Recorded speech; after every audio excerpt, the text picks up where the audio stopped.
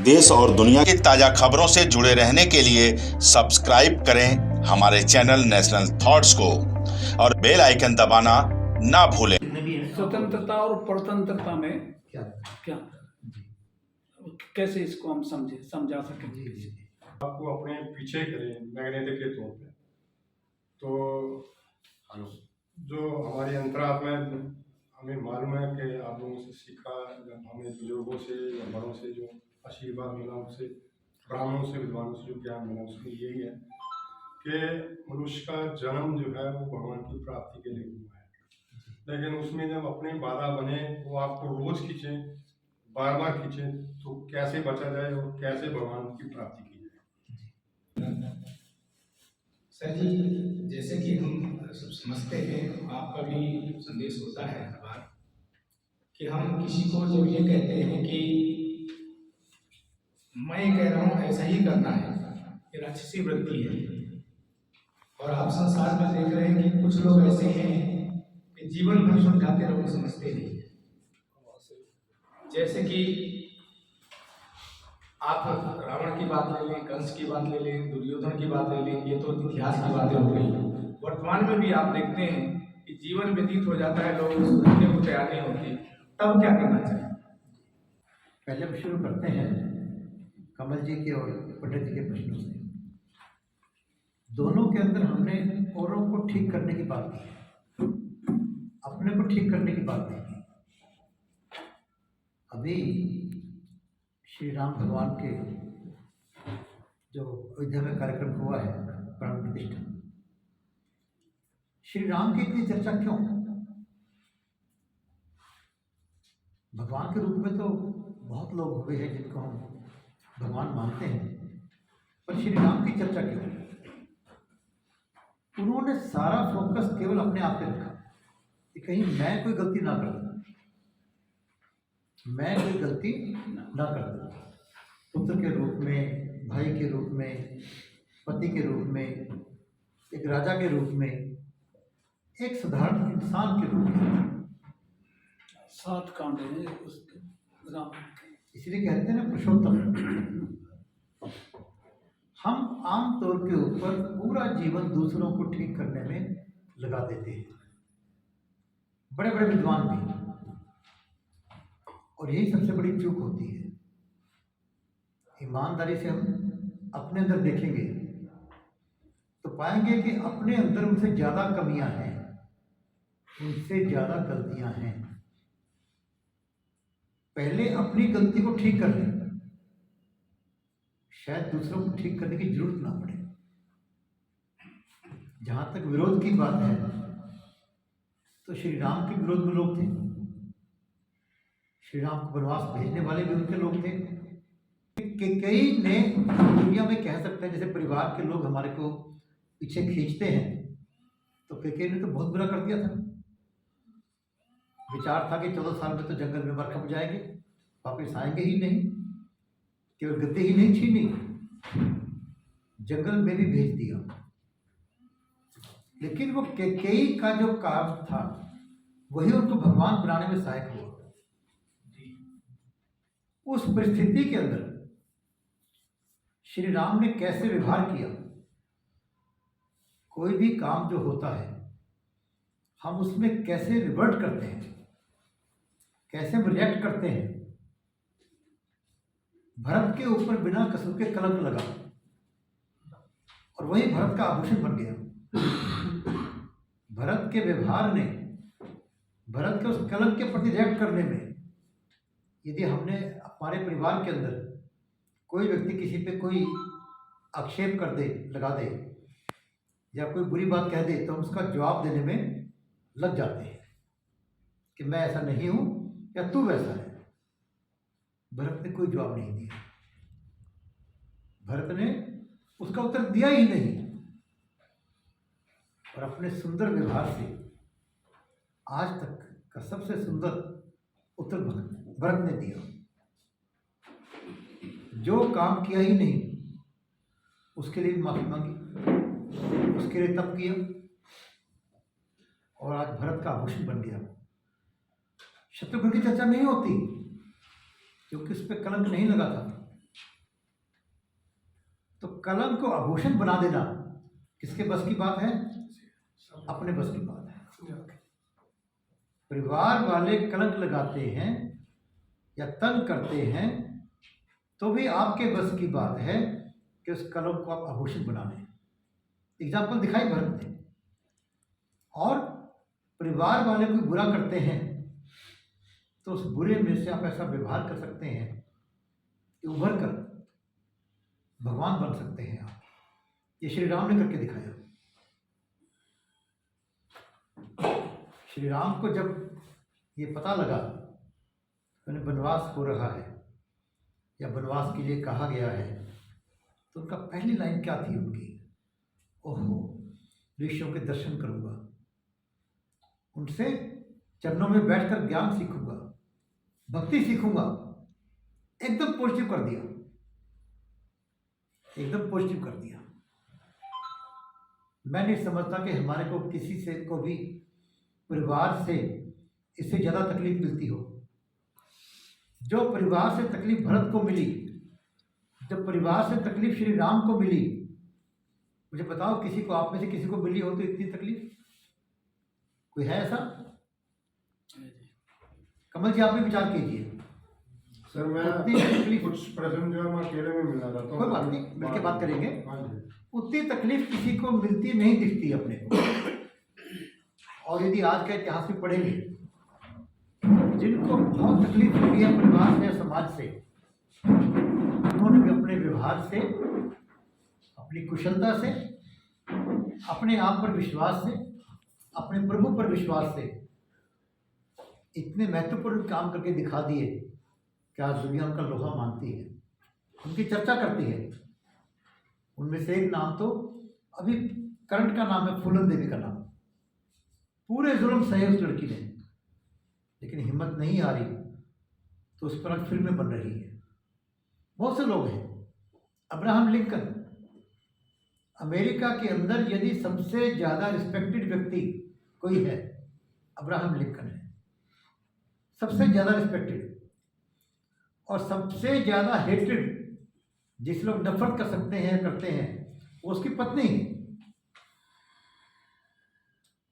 Abraham Lincoln की पत्नी, वो इतनी क्रूर कहते थे कि जब अब्राहम लिंकन की मृत्यु हुई तो उसके बच्चों ने कहा, मेरा बाप आज आराम की नींद सोया होगा। ये कमेंट्स थे। उसकी पत्नी मैरी टोड के बारे में इतना कुछ लिखा गया। सुकरात की पत्नी,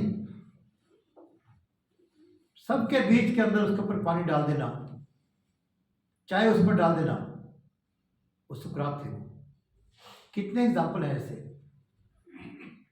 जिन बच्चों को माता पिता ने दूर फेंक दिया, या भाइयों ने जिनकी संपत्ति सब हड़प ली, उन सब लोगों ने अपने व्यवहार से, अपने ऊपर विश्वास से, अपने प्रभु पर विश्वास से बहुत बड़ा बन के दिखाया। आम तौर के ऊपर जो परेशानी होती है, डिफिकल्टी होती है, वो कोई ना कोई अपॉर्चुनिटी साथ में लेकर आती है।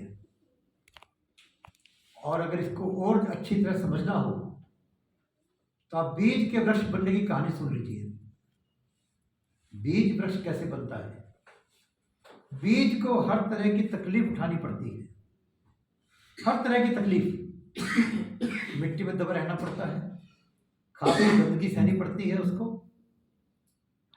पानी, धूप, हर तरह की तकलीफ बीज को सहनी पड़ती है। और फिर स्वयं को मिटाना पड़ता है, स्वयं को मिटाना पड़ता है, तब बीज वृक्ष बन जाता है। तब वृक्ष बीज वृक्ष बनने के सौभाग्य प्राप्त कर सकता है। पर तकलीफ सह के और स्वयं को मिटाने तक पर चाहिए। जैसे भगवान बनने में क्या दिक्कत है? अपने आप को मिटाना। कहते मर जाऊंगा तो क्या होगा? अरे भाई, अपने अहम को खत्म करना है, अपने अहंकार को खत्म करना है।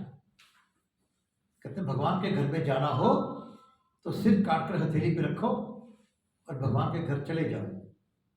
हम लोग सभी शंका कर सकते हैं कि सिर काट जब देगा, रख के हथेली पे रखेगा तो दर्शन क्या खाक करेगा। और इसका अर्थ है अपनी ईगो को, अपने अहंकार को समाप्त करना है। जैसे एक बार की कथा आती है कि कृष्ण भगवान और अर्जुन की बात आती है। अर्जुन कसम खा लिया करता, बहादुर था, कि ये काम शाम तक नहीं किया तो मैं आत्मदाह कर लूंगा। और एक दिन ऐसे हो गया, अर्जुन काम नहीं कर पाए तो क्या करें। तो कृष्ण भगवान जी तो संकट मोचन थे ही। उन्होंने कहा भी तू स्वयं बैठकर अपनी प्रशंसा कर और अपनी प्रशंसा सुन। कहते ये भी आत्मदाह के बराबर है। अपनी प्रशंसा स्वयं करना और अपनी प्रशंसा सुनना, कृष्ण भगवान ने कहा यह भी आत्मदाह के बराबर है। तो अपने आप को मारने का मतलब अपने अहंकार को जिसने मार लिया, तो भगवान में और आप में कोई बहुत अंतर नहीं है। अहंकार की क्षीण सा पर्दा एक पड़ा हुआ उसके ऊपर।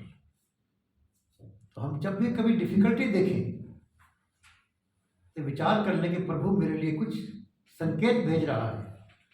प्रभु कहता है स्थिति तेरे लिए ठीक नहीं है, कुछ और करना है तेरे को। वरना जितनी दुनिया के मोह हैं, काम, क्रोध, लोभ, मोह, अहंकार, ये हमें कुछ काम नहीं करने देते। जैसे तुलसीदास जी को उनकी पत्नी ने उल्हाना दिया। तुलसीदास जी कब बदले? अपनी पत्नी से बहुत प्रेम किया करते हैं। और ऐसा कहते हैं कि बारिश के अंदर अपनी पत्नी से मिलने के लिए वो लाश को फट्टा समझकर तैर के चले गए और सांप को रस्सी समझकर ऊपर चढ़ गए। और ऐसे में उनकी पत्नी ने कहा कि इससे कुछ प्रेम भी भगवान को कर लेता तो पता नहीं क्या कर लेता। और तुलसीदास जी लौट पड़े। तो कई बार भगवान परिवार के रूप में, कभी पड़ोसी के रूप के अंदर, या कभी बॉस के या कभी पीएम के रूप के अंदर अपने आप को, हमारे को कुछ कह रहा होता है कि तेरे लिए ये काम ठीक नहीं है, ये काम करना है। आम तौर पे हम मुश्किल में ही भागते हैं, अपने काम को मुश्किल में ही बदलते हैं, अपने स्थान को मुश्किल में ही छोड़ते हैं। वरना हम स्वभाव से जहाँ पड़े हैं वहाँ ठीक है, बस चल रहा है काम। तो भगवान कई बार हमारे को प्रोवोक करता है, तकलीफ देकर भी बताता है।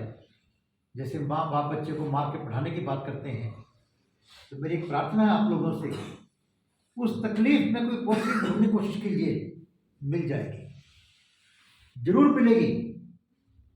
छुपी होती है उसके अंदर। जैसे हर रोग के अंदर दवाई छुपी होती है। सांप के कांटे का इलाज सांप के जहर से ही बन जाता है, और कोरोना का इलाज कोरोना के मच्छर से ही बनाया गया।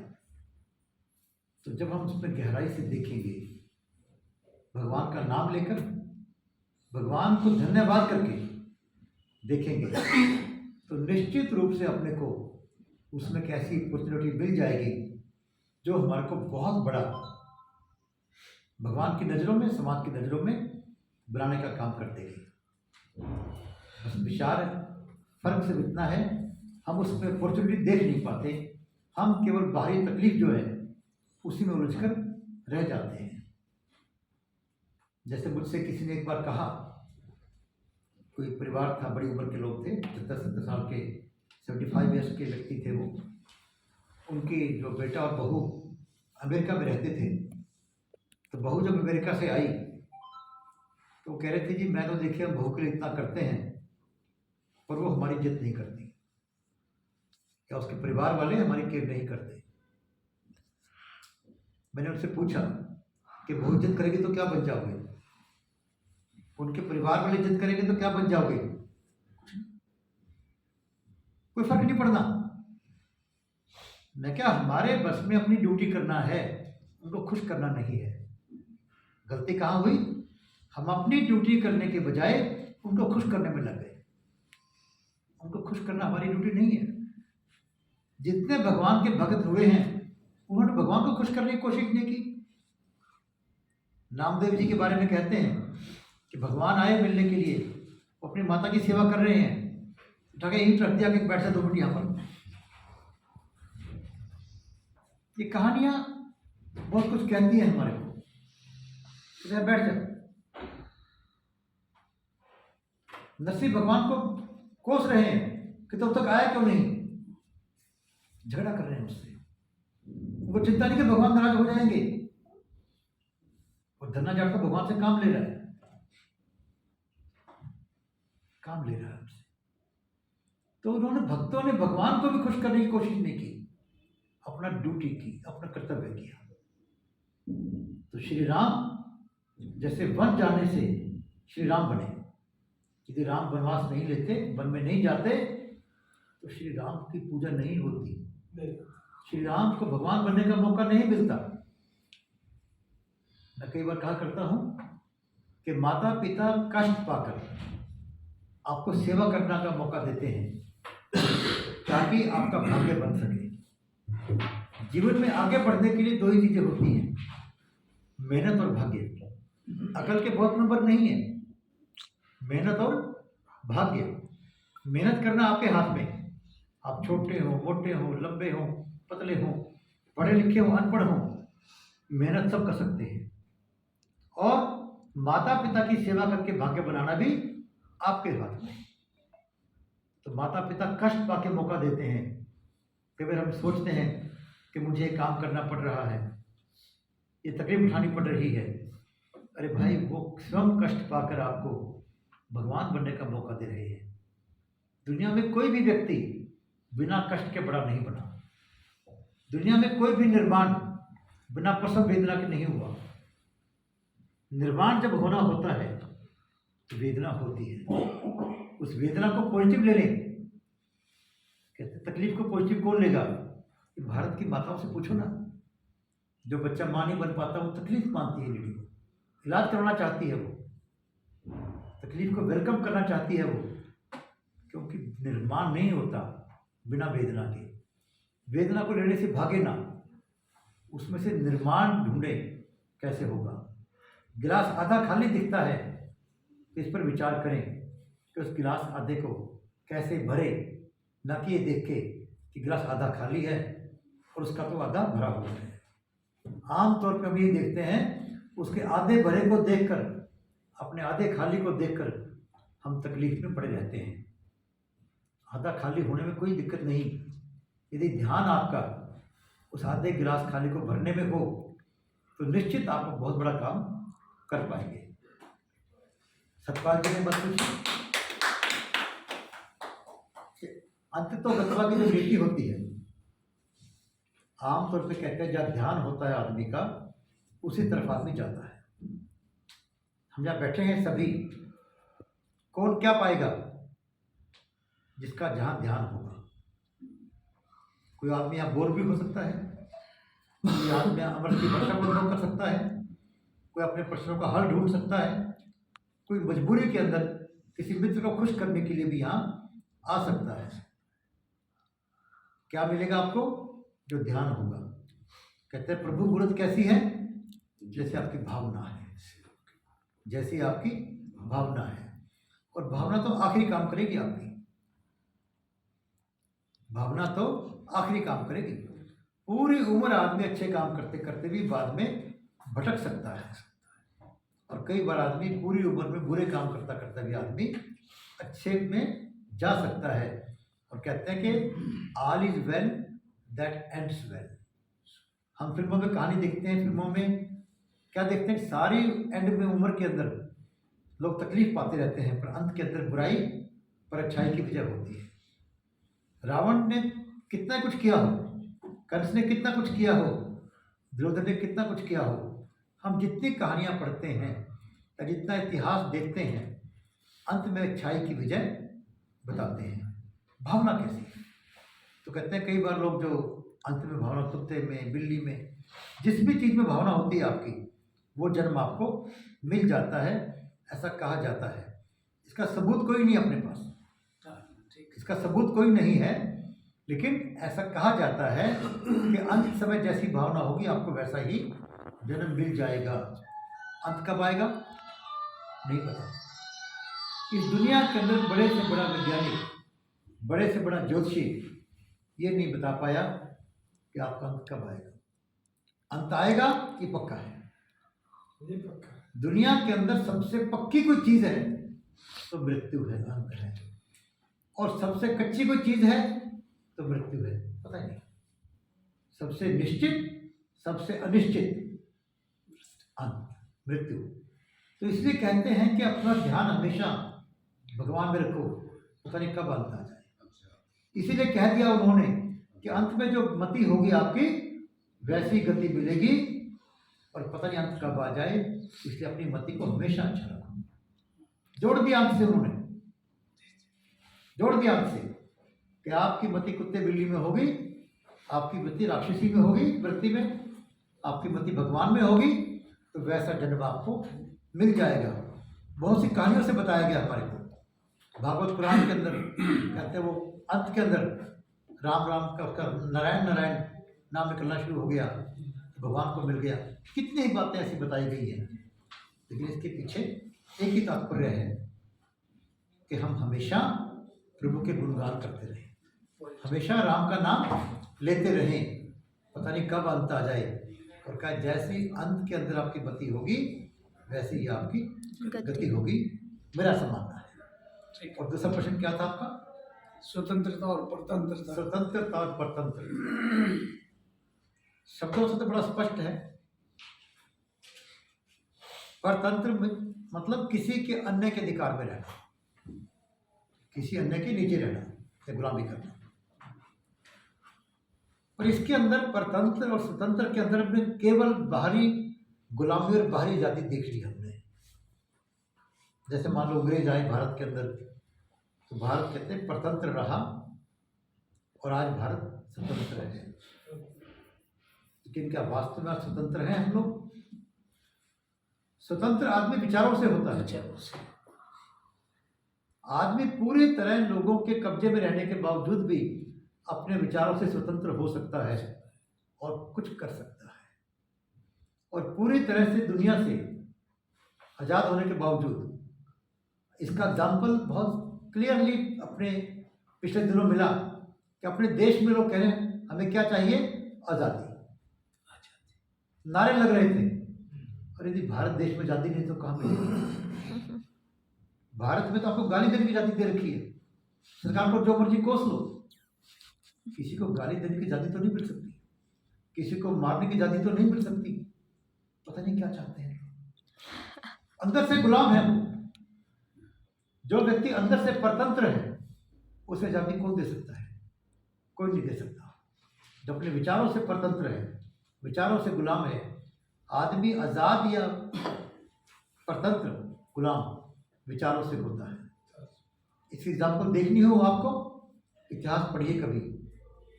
हिटलर के समय के अंदर यहूदियों को चैम्बर्स में रखकर मार दिया गया था, और उनको बुरी तरह से उनको रखा गया था। पर कुछ लोगों ने वहाँ भी बहुत अच्छे अच्छे काम कर दिए, अच्छा अच्छा साहित्य लिख दिया,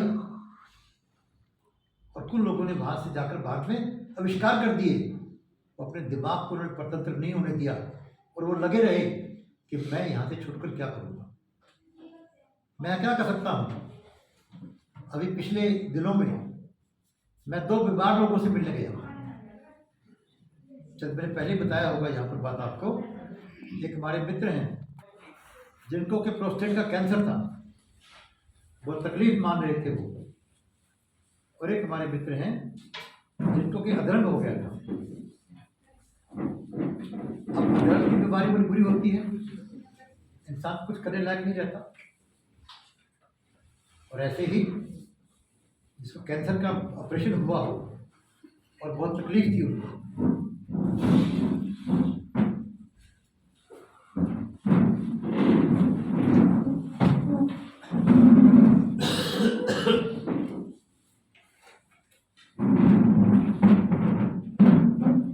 सभी लोग जो आ रहे थे या जो आए थे सभी बहुत दुख प्रकट कर रहे थे कि बड़ी भयंकर बीमारी आ गई, बहुत तकलीफ होगी, अब ये करेंगे वो करेंगे। मैंने उनसे केवल एक प्रश्न पूछा था, दोनों से ही प्रश्न किया था कि आप इस परिस्थिति का लाभ कैसे उठा सकते हो। जो कैंसर से तड़प रहे थे कैंसर के कारण तकलीफ मान रहे थे, उनकी पत्नी बैठी थी, वो बैठे थे, बड़े विद्वान हैं वो भी। मैंने उनसे पूछा कि आप इस स्थिति का लाभ कैसे उठा सकते हो, हम इस पर चर्चा करेंगे। पूरे 2 मिनट तक वो व्यक्ति बोल नहीं पाए, फिर वो हंस पड़े। तो गुप्ता जी, आपने मेरे जीवन का दृष्टिकोण बदल दिया सोचने का। अब तक मैं तकलीफ ही सोच रहा था, आगे क्या होगा, कैसे काम करूंगा, क्या हो सकता है। आपने मेरा दृष्टिकोण ही बदल दिया कि स्थिति का लाभ कैसे उठाएं। ऐसे जिनको अधरंग हुआ था उनसे पूछा मैंने, और वो 1 सप्ताह से पहले बात हुई उनकी कि सर मैं बिल्कुल ठीक हो गया हूँ। मैंने कहा मैं आपसे मिलने आऊँगा कि नहीं, मैं मिलने आऊँगा। मैंने कोई दवाई नहीं दी उनको, केवल उनकी सोच में बदलाव किया, केवल उनकी सोच में बदलाव किया कि जो स्थिति है, जो साधन हमारे पास हैं, हम उनका लाभ कैसे उठा सकते हैं। हर स्थिति का लाभ उठाया जा सकता है। बीमारी का लाभ भी आदमी उठाते हैं। जैसे मेरे को जब तकलीफ हुई तो घर वालों को आराम करना है, तो मैंने कहा क्या करें यार। मैंने कहा एग्ज़ाम पास कर लो। मैंने पढ़ाई शुरू कर दी अपनी। 56 साल की उम्र का था जब, तो पूरे उस वक्त दुनिया इंडिया के अंदर कुल 300 CFP थे, और मैं रेगुलर पढ़ने जाया करता। सबसे बड़ी उम्र का मैं था, टीचर से बड़ी उम्र का मैं था, और उन 60-70 लोगों में अकेला मैं ही पास हुआ था। मेरे को बीमारी का लाभ हो गया। बीमार ना होता शायद मैं पढ़ नहीं पाता, वो डिग्री नहीं ले पाता मैं। हम अपने ध्यान को, अपने विचारों को परतंत्र ना होने दें। अपने विचारों को हम लोग परतंत्र ना होने दें, तो कोई भी व्यक्ति हमारे को परतंत्र नहीं कर सकता। केवल हम ही हैं जो अपने आप को परतंत्र कर सकते हैं। कभी घर वालों के कारण, कभी पड़ोसियों के कारण, या कभी किसी और शरीर से शक्तिशाली व्यक्ति के कारण। लेकिन यदि आज़ाद रहेंगे अंदर से, विचारों से, तो हम वो काम कर पाएंगे जो कोई भी शायद काम नहीं कर पाता। तो जीवन के अंदर सबसे महत्वपूर्ण क्या है? हमारे विचार हैं। जैसे कि एक मैं बार बार बात कहता हूँ आप लोगों को कि direction is more important then speed. आप सब मानते हैं ये? डायरेक्शन, स्पीड नहीं। आपको यहाँ से कनाटपेस जाना है या नांगलोई जाना है, डायरेक्शन उससे मालूम पड़ेगी आपको। आपकी गाड़ी की स्पीड बहुत तेज है, लेकिन डायरेक्शन आपने कर ली खजूरी की तरफ, तो ना कनाटपेस पहुँचोगे ना आप नांगलोई पहुँचोगे। डायरेक्शन इंपॉर्टेंट है, और जीवन की डायरेक्शन अपने विचारों से मिलती है।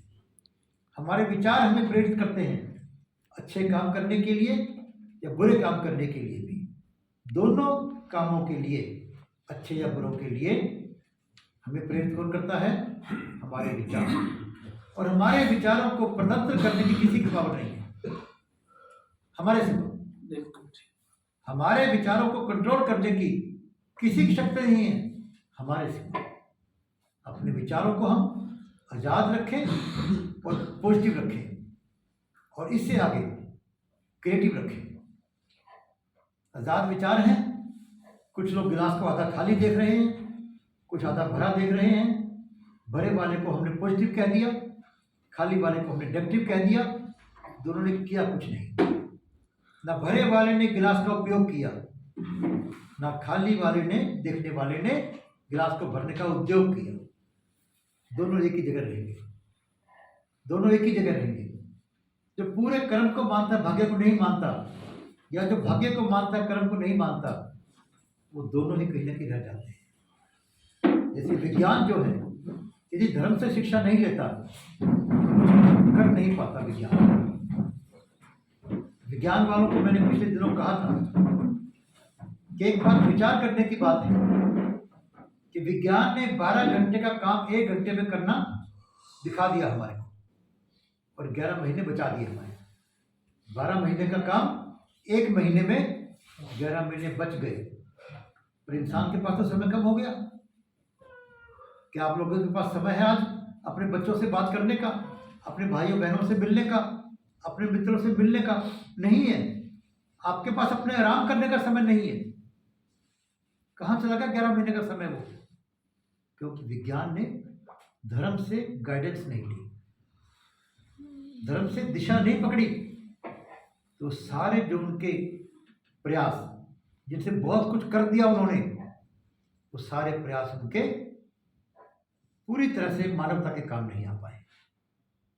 मैंने वहां कहा था, विज्ञान ने मानव के आराम के रास्ते बताए, मानव के कल्याण के लिए नहीं बताया। आराम के रास्ते बहुत बताए, गर्मी आ गई एसी लगा दिया, सर्दी आ गई हीटर लगा दिया, दे दिया विज्ञान ने हमारे को, कार दे दी, हेलीकॉप्टर दे दिया, चांद पर पहुंचा दिया आराम के लिए, या हमारे मस्तिष्क की जिज्ञासा को शांत करने के लिए, पर कल्याण के लिए कभी विचार नहीं किया। धर्म हमें मानवता का कल्याण करना सिखाता है, विज्ञान हमें मानव के आराम के लिए साधन जुटाता है। दोनों मिल जाएं कि जीवन सुंदर बन जाएगा। तो बड़ा अच्छा प्रश्न था सतपाल जी का, परतंत्र और स्वतंत्र के बारे में। तो सबसे बड़ी परतंत्रता होती है आदमी की जब आदमी विचारों से गुलाम बन जाए। हम एक व्यक्ति को पढ़ लेते हैं और कहते हैं फलां व्यक्ति ने ये कहा था, मान लेते हैं, चाहे मैं कह रहा हूं, बिना विचार के मत मानना भाई। कोई बात रामायण में लिखी है, गीता में लिखी है, उनमें भी मिलावट हो सकती है, उसको अपने विचारों पे तोलना जरूर तोलना विचारों के ऊपर, क्या आज के संदर्भ में ठीक है वो, वरना एक ही बात के ऊपर आपको वो गलत ठहरा देंगे। मिलावट ग्रंथों में हुई है, हो सकती है। महान पुरुषों के विचारों के अंदर जो कहा है उन्होंने, हम उनको समझने में भी गलती कर सकते हैं। जैसे कि एक बच्चा बहुत लेट उठता था, तो उसकी माँ उस बच्चे को अपने गुरुजी के पास ले गई कि गुरुजी समझाएंगे उसको कि लेट उठना अच्छा नहीं होता। तो गुरुजी बच्चे को उस समय 7-8 बजे बाहर जंगल में ले गए, और वहाँ दिखाया उन्होंने कुछ कीड़े चल रहे थे और पक्षी उनको खा रहे थे, पक्षी उन कीड़ों को खा रहे थे, दिखाया, वापस आ गए। अगले दिन 12 बजे ले गए उसी जगह पर उनको, तो पक्षी फिर आ रहे थे, लेकिन वहाँ कीड़े उनको नहीं मिले। गुरुजी क्या कहना चाहते थे कि लेट आने वालों को भूखा रहना पड़ सकता है, लेट आने वालों को अपॉर्चुनिटी नहीं मिलती, भोजन नहीं मिलता। पर बच्चे ने क्या देखा, क्या सीखा? उस बच्चे से पूछा, बेटा क्या देखा आपने, क्या सीखा? कहता, हाँ गुरुजी सीख लिया, जल्दी उठने वाले जल्दी मारे जाते हैं, जल्दी उठने वाले मारे जाते हैं, इसलिए लेट उठना चाहिए। तो हम देखकर, सुनकर, पढ़कर भी अर्थ का अनर्थ भी निकाल सकते हैं। जैसे एक श्लोक बड़ा पॉपुलर श्लोक है अपना गीता का, कर्मण्येवाधिकारस्ते मा फलेषु कदाचन। क्या मतलब है? आम तौर पर जो फल बताते हैं इसका, जितने पंडित जी बताते हैं, या हमने पढ़ा है लिखा कैलेंडर्स के ऊपर कि तुम कर्म किए जा, फल की इच्छा मत कर, पर ये इसका अर्थ नहीं है, अनर्थ है। बिना फल की इच्छा किए इंसान तो कर्म नहीं कर सकता, कोई नहीं कर सकता। कल परसों मुझसे भी कह रहे थे कि जो स्वार्थ के कारण लोग स्वार्थी हैं। अरे मैं अच्छा है स्वार्थी से मिलना भाई, जो लगे स्वार्थी नहीं है उससे बहुत दूर रहना, संभव ही नहीं है। उसका कोई छुपा हुआ मकसद होगा कोई, बिना स्वार्थ से कोई काम नहीं करेगा, ना माँ, ना बेटा, ना भाई, ना बहन। स्वार्थ चाहे दूसरे के भला करके खुश होने का हो। कईयों को रोटी छीनकर खुशी मिल सकती है, और किसी को अपने मुंह की रोटी किसी को दूसरे को देकर खुशी मिल सकती है, तो खुशी लेनी है ना। किसी को राम का नाम लेकर खुशी मिलती है, तुलसीदास जी कहते हैं मुझे राम राम करने से खुशी मिलती है, इसलिए मैं ग्रंथ लिख रहा। तो उसका अर्थ ये नहीं है कि कर्म किए जा, फल की इच्छा मत कर। उसका अर्थ है कि तू, तेरा अधिकार कर्म करने पर है, तेरा अधिकार कर्म करने पर है, फल पर नहीं है। जैसे आप यहाँ आ गए, आपका यहाँ आने का अधिकार है, हो गया, तो यहाँ क्या मिलेगा इस पर आपका अधिकार नहीं है। मैं बोल रहा हूँ, मैंने अपने अधिकार का उपयोग कर रहा हूँ कर्म करने का, लेकिन आप क्या ले जाओगे या मुझे क्या मिलेगा इस पर मेरा कोई अधिकार नहीं है। आप में से कुछ लोग अच्छी बात ले सकते हैं, कुछ इसमें से कमी निकाल सकते हैं। दोनों तरह उसी बात में से विभिन्न तरह के अर्थ निकाल सकते हैं। तो कहा कर्म करने पे तेरा अधिकार है, फल पर तेरा अधिकार नहीं है। इसलिए तू फल को देखकर कर्म न करने की इच्छा मत करना। क्या होता है आमतौर के ऊपर आप आए और आपको अपने मन चाहा फल नहीं मिला, छोड़ो बेकार है, छोड़ दिया। घर में गए और पत्नी ने सम्मान नहीं किया, छोड़ो क्या काम करना है। पत्नी ने खाना बनाया, पत्नी ने प्रशंसा नहीं की, खाना बनाने का मन नहीं करेगा, अपना कर्म छोड़ देते हैं हम लोग। किस कारण से? दूसरे को देखकर कि वो क्या कह रहा है, दूसरे को देखकर, फल को देखकर। हमें यह भी नहीं पता कि जो हो रहा है इसका फल वो मेरे फायदे में है या नुकसान में है। कोई बच्चा एग्जाम में पास होता है या फेल होता है, इसको डिसाइड हम आज नहीं कर सकते कि उसका पास होना अच्छा है या फेल होना अच्छा है। अमेरिका के अंदर जब 9/11 का अटैक हुआ था, 11 सितंबर को, वहाँ पर 2 ट्विन टावर तोड़ दिए गए थे और हजारों व्यक्ति उस आतंकवादी अटैक के अंदर मारे गए थे। तो एक व्यक्ति कहीं इंटरव्यू लेने गया था, उसका नाम मुझे ख्याल नहीं आ रहा। इंटरव्यू लेते वहाँ वो लेट हो गया, उसका जहाज निकल गया। बड़ा गुस्सा आ रहा था उसको, क्योंकि इंटरव्यू देने वाले व्यक्ति लेट आए थे लेकिन जहाज मिस हो गया। उसका जहाज मिस होना अच्छा हो गया बुरा हुआ? अगले दिन पहुंचा तो ट्विन टावर, उसके अगले दिन ट्विन टावर से मीटिंग थी। अगर जहाज ना मिस हुआ होता उसका तो वही वो होता। तो इसलिए हमें नहीं पता कि हमारा पास होना अच्छा है या फेल होना, गाड़ी मिलनी अच्छी है या गाड़ी छूट जानी। तो फल को देखकर हम अपना कर्म करना न छोड़ें। इस प्रकार जब लिखा हुआ है उस अर्थ को भी अनर्थ हम कर सकते हैं। तो अपने विचारों को स्वतंत्र रखकर विचार कीजिए, फिर बात को मानिए। कि उस महापुरुष ने कही थी बात केवल इसीलिए ठीक नहीं हो सकती। हो सकता है यदि आपको गलत लग रही है, उसका कहने का अर्थ कुछ और हो, वो कुछ और कहना चाह रहा हो। जैसे बाप ने कहा बेटे को, बेटा दुकान पर जाना, छाया में जाना, छाया पर आना। बेटे ने दुकान तक तंबू लगवा दिया,